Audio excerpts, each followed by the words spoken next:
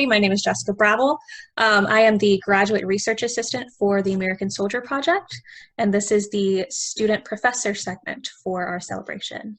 So if you guys want to go around and introduce yourselves with your name and your occupation and how you got involved with the project, we can do that.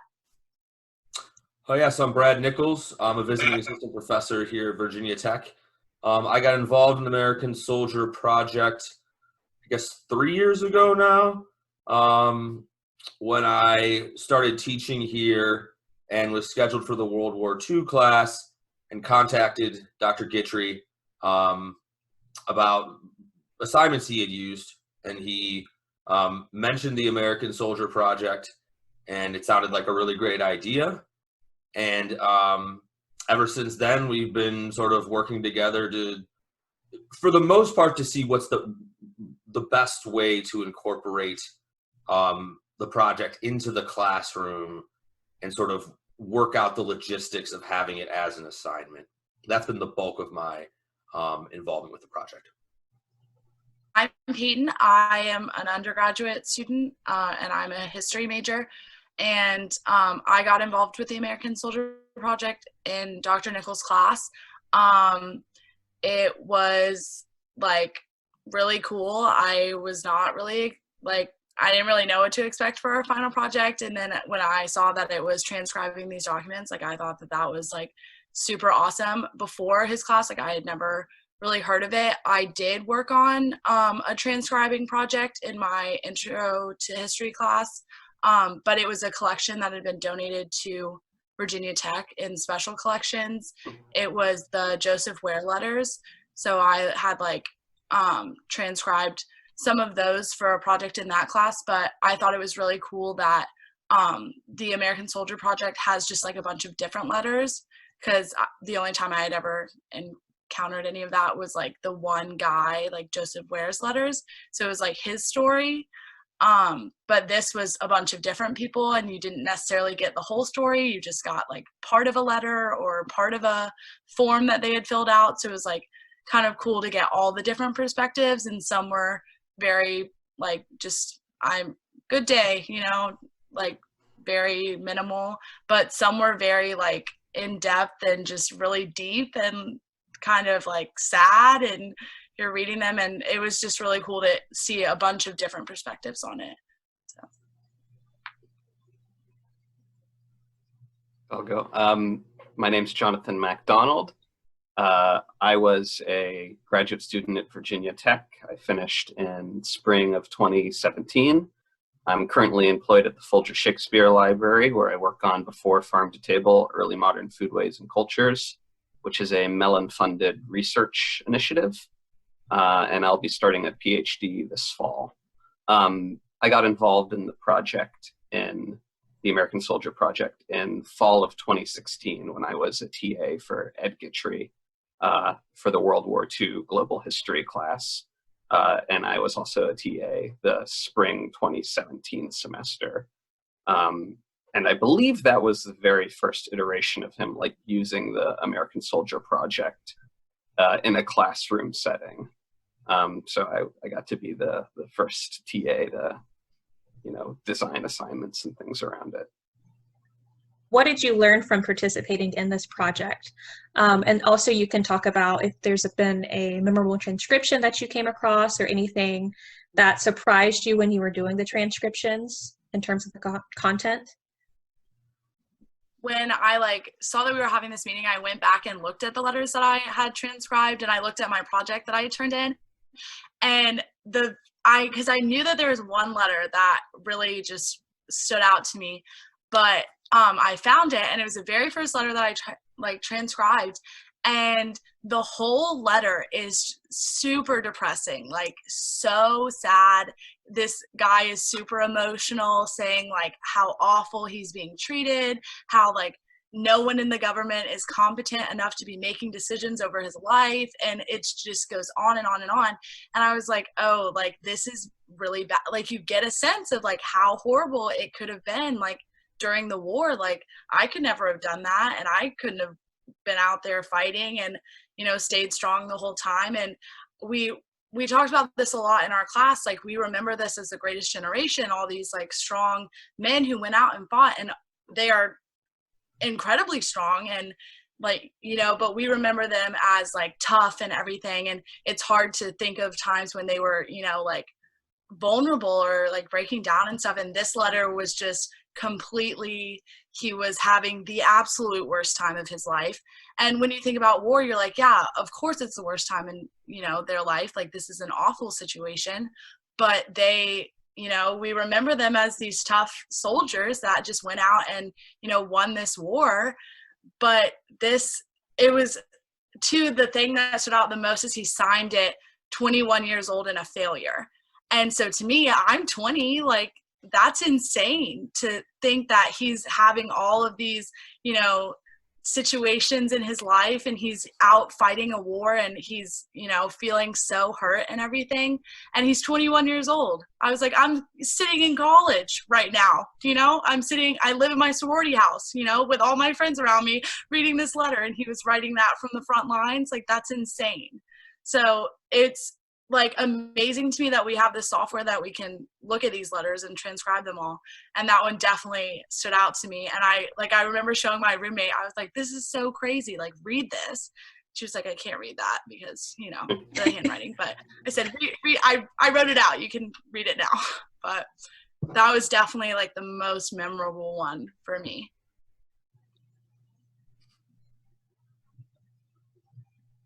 Do either of you guys have one? I know it's kind of been a while since you so might have transcribed.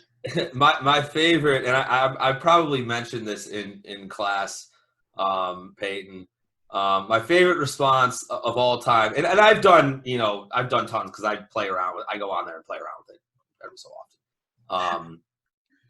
But it was just, you know, this is, I forget which exact questionnaire it was, but the question was essentially like, what, if anything, could we do to improve morale in the Army, and how could we make your experience better, and, you know, et cetera, et cetera. And it was just 2 words, 2-word response: more smokes.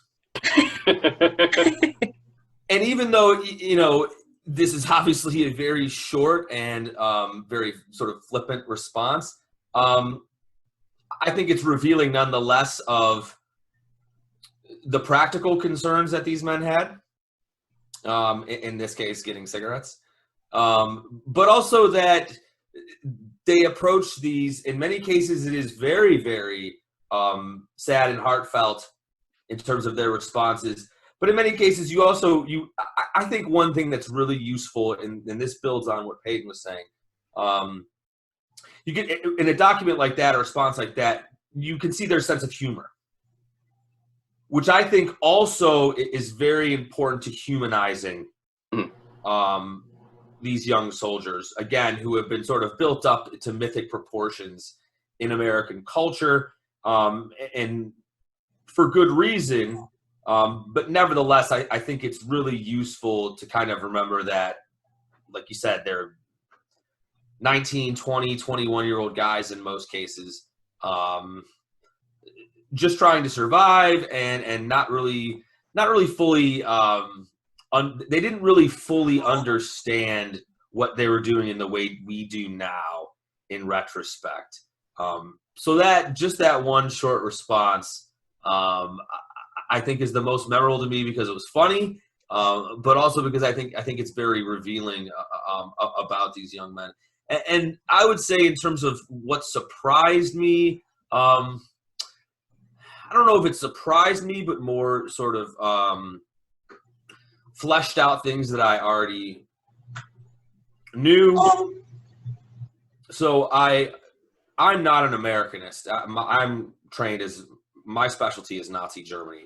So I approached World War II from a different angle than Dr. Guitry does, and from what most Americans do.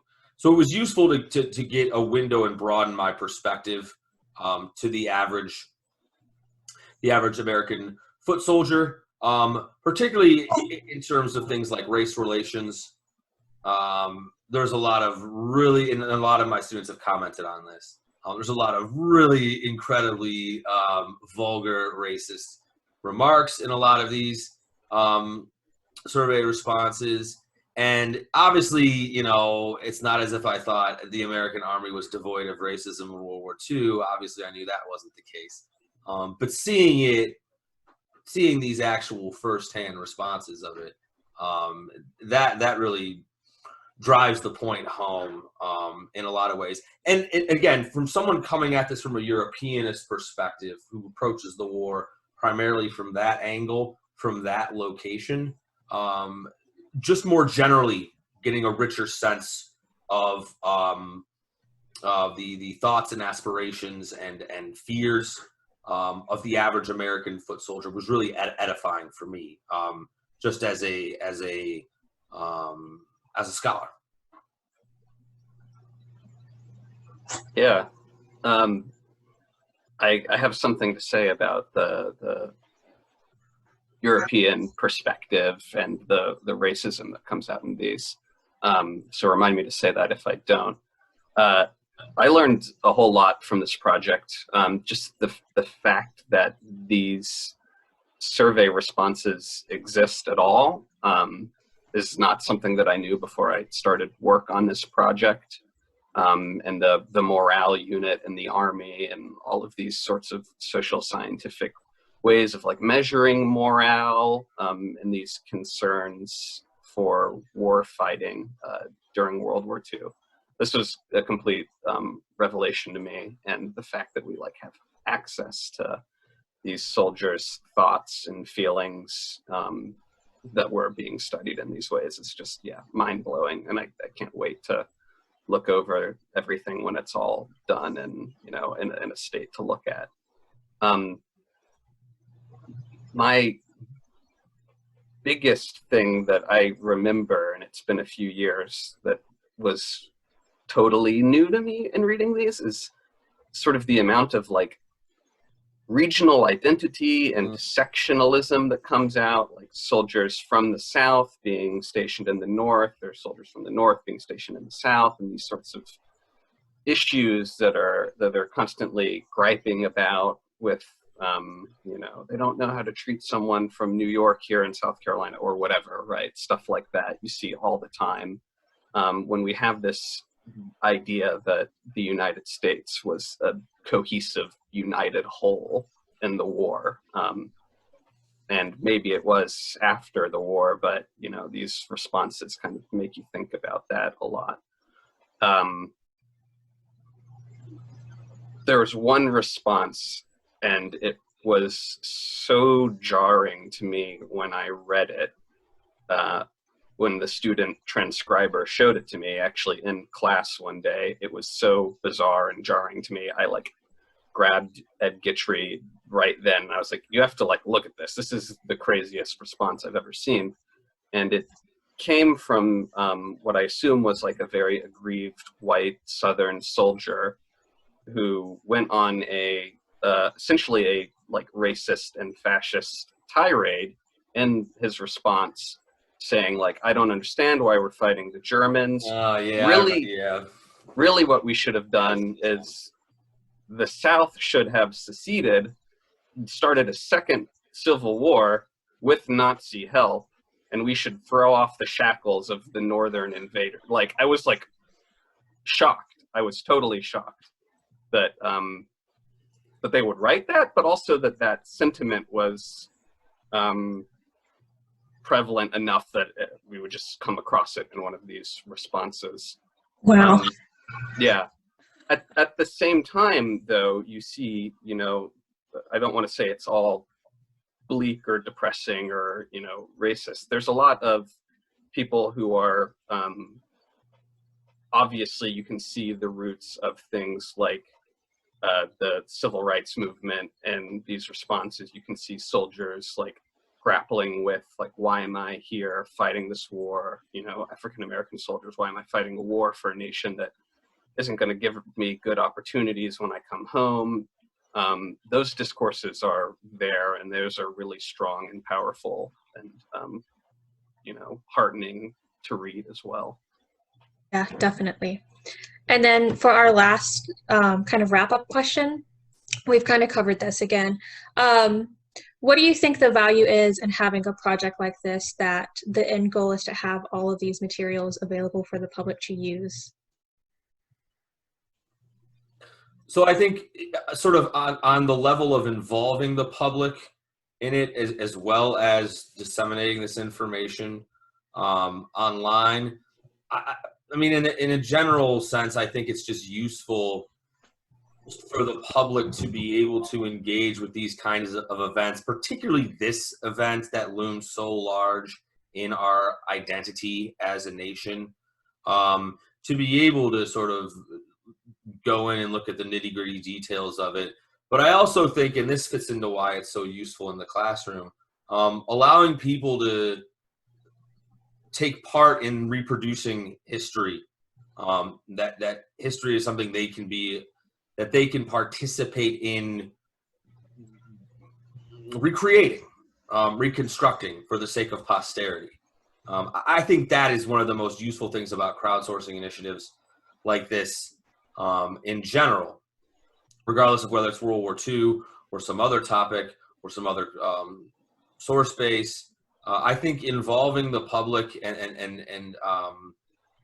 in the process not only gives a richer sense of history to the public, but gives them a stake in it and a chance to be involved, that I think contributes to a perception of value for history as a discipline as a whole, as opposed to just, again, like, I think World War II is all about Tom Hanks and Saving Private Ryan, or I watch the History Channel and that's it. It's like, no, look, go straight to the horse's mouth. I think that's would be the main usefulness I see it, both in the side of crowdsourcing and contributing, but also on the availability of it just for research or for pure interest.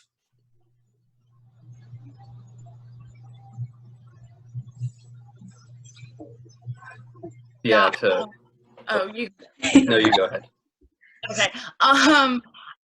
I would add on to that. I think it's like a really cool opportunity for people to like just have access to this. I know it was so impactful to me to have this opportunity. And I know, like, while I was working on the project, a lot of my friends were like, what are you doing? Like, why are you reading that? Whatever. Like, what is that? And a lot of them have no interest in history whatsoever. Like, they're all very sciencey. They don't understand why I chose to major in history. But while I was doing the project, a lot of them were like really interested in it. And they were like, wait, how do you have that? And I was like, well, they have all these survey results and here I am transcribing them. And they're like, so that's actually from someone who was in World War II. And I was like, yeah, like, that's actually from a soldier that fought there. And they were like, well, that's super interesting. Like, what are they saying? So then I would like read to them what I had transcribed. And I think, it's not just for people who like have this, they want to know more. Like, obviously it's going to be very like helpful for people who do want to dig deeper into what was happening and what was going on. But I think it's a good way to get people who really don't care that much. They know what they know and they don't really care about looking any deeper. I think it's a good way to get those people kind of like hooked and very interested in it, because I feel like, especially like my friends and people that I've come in contact with, we want to follow someone, we want to have someone to root for. And I feel like it's if it's a more personal connection, then people are going to be more invested in it. And I think these letters and, responses are just a really interesting way of following someone and seeing what, they had to say and how they felt. And, no like textbook is going to be able to portray the feelings of every soldier that fought, and some of them may have been really, gung-ho, but some of them had really different opinions, and those aren't the ones that are going to get published somewhere. So I think it's a really cool opportunity for the public to get to see that there are a lot of different opinions, and a lot of them we're not going to see in these highly recognized journals and textbooks and stuff. So I think it's a cool opportunity for everyone to be able to kind of look inside of World War II and like what happened. Yeah, I want to echo both of those sentiments, and especially as you were saying earlier, Jessica, there are some transcribers who have done like thousands and thousands of documents. So like clearly this is a project that is resonating really strongly with people. And as it gets more press and people become aware of something like this, you know, if it's something that helps the public notice and care about history, notice and care that like, oh, you know, the NEH is important. They fund these sorts of things that really help us understand our shared national past, and help us, you know, think about the world in these like really nuanced and critical ways. Yeah, this is a fantastic project to do all of that, because it's got everything. You know, it's got one of the most sort of mythic almost moments of American history, the Second World War. But it's also got these just at times totally compelling responses that people, you know, resonate with. Yeah. All right, you guys. Well, thank you so much for doing this, and thank you for your contributions to the project. You know, we've pretty much finished them in 2 years, which is crazy. And so hopefully, you know, by next year, you guys will see the finished project on a website. Yeah, I can't wait to see what comes next.